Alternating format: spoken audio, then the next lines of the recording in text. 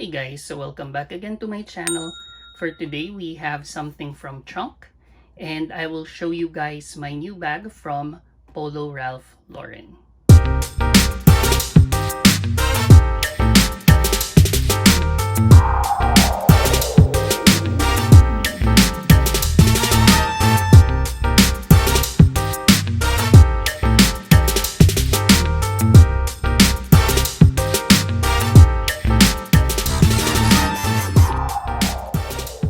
So I adjusted the lighting a little bit guys kasi nung nire-review ko yung video when I was opening the package, parang medyo off yung lighting, masyadong maliwanag. Then when I was auto editing it dito sa phone, parang off din naman yung itsura niya. So hopefully this is better guys, yung lighting niya, para ma-appreciate naman natin yung product.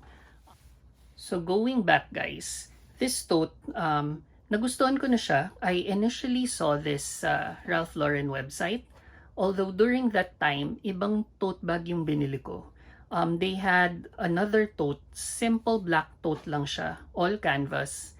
Then may strap lang siya for crossbody. Then very minimal lang talaga, meron lang maliit na embroidery dito ng polo, yung polo na logo. Then that's it.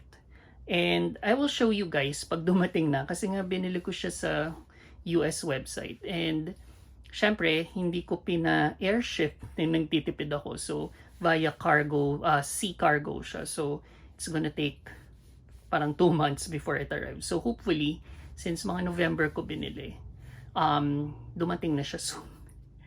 Then, another story with this tote, kasi nga sabi ko, ay sana ito na lang pala yung binili ko. I saw this tote naman sa Rustans on sale during their 12/12 sale. Then, a few days after kong binili, I got a text and an email saying that the tote daw was parang, I forgot the term parang damaged na or hindi na siya fit for retail. Parang ganun. So, i-refund na lang daw ako ng Rustans. Then, again, nakita ko naman to sa Trunc. So sabi ko, bibilin ko na. So same price din naman siya. It was also on sale, same price with sa Rustans before. So sabi ko, meant to be na mapasa akin tong bag na to.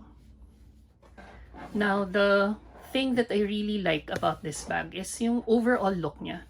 I like the navy color. Then, yung text niya dito in front, yung polo. Kakaiba diba yung itsura ng text? It's not your common na parang font, should I say. Then, colorful siya. It really stands out against the navy. Then, here, maganda rin yung Ralph Lauren dito na cursive. Then, canvas siya, guys. Maganda rin yung pagka-canvas niya. Dito, i-close up ko para makita niyo yung pattern ng canvas. Then, the bag has leather handles. Ito siya. So, which is parang aged yung itsura. Actually, parang aged talaga eh. And I like that it's leather too kasi it just gets better with age. Then here, yung mga studs niya, very on point with the aesthetic ng Ralph Lauren. Para siyang rusted na luma na parang ganun, diba? So very on point siya with yung the tote itself. So bagay lang siya talaga. Then, yung print sa harap lang. So, very simple tote bag lang talaga siya. Inside, there's nothing much to it. Nandito lang yung tag, Polo Ralph Lauren. And, that's basically it. Wala siyang internal pockets or whatsoever. Then, there at the bottom, hindi ko alam kung nakikita nyo. Meron siyang tag lang dito. Ayan. Oops, sorry. Yan. And yun lang siya guys, actually. So the tags, ito siya, Polo Ralph Lauren.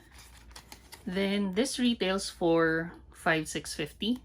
But again, I got this on sale. So this was $3,995 na lang. So again guys, this is my new bag from Polo Ralph Lauren. The Polo Shopper Tote. I hope you like this quick unboxing of my new tote bag, and I will see you again next time.